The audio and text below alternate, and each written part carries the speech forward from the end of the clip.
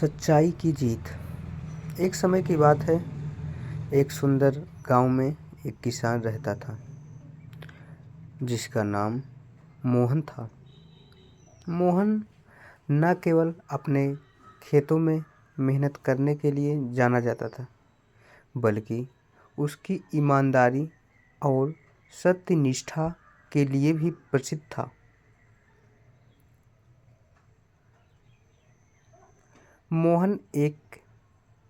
मोहन का एक पड़ोसी था जिसका नाम रमेश था, जो बहुत ही चालाक और धोखेबाज था।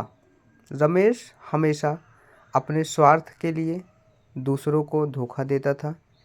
एक दिन रमेश ने सोचा कि अगर वह मोहन को फंसा सके तो उसके खेत भी हड़प सकता है।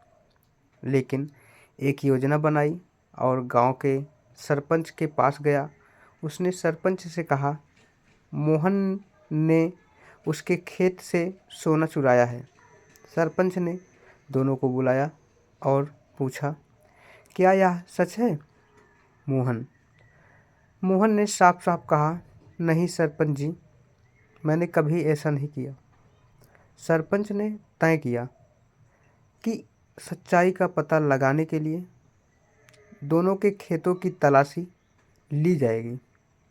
रमेश ने अपने खेत में पहले से ही कुछ सोने के सिक्के छिपा दिए थे ताकि मोहन को फंसाया जा सके।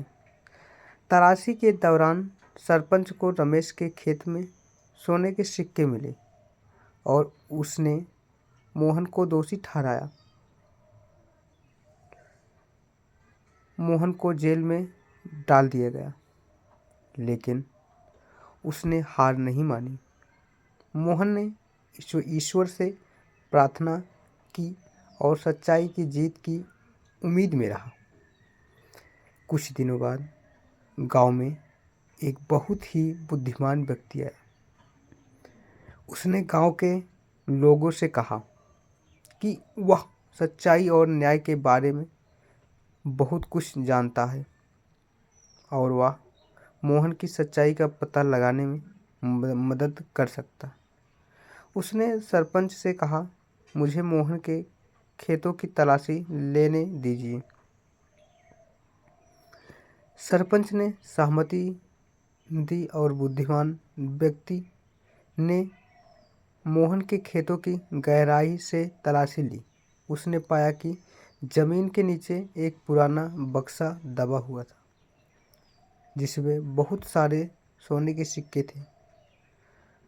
इस बक्से पर मोहन के पूर्वजों का नाम लिखा हुआ था। बुद्धिमान व्यक्ति ने सबको बताया, मोहन के पूर्वजों ने यह सोना यहाँ छिपाया था और मोहन निर्दोष है। उसने रमेश की चालाकबाजी का भी पर्दाफाश किया और रमेश को सजा मिली। यही होती है दोस्तों सच्चाई की जीत। सच्चाई की हमेशा जीत होती है।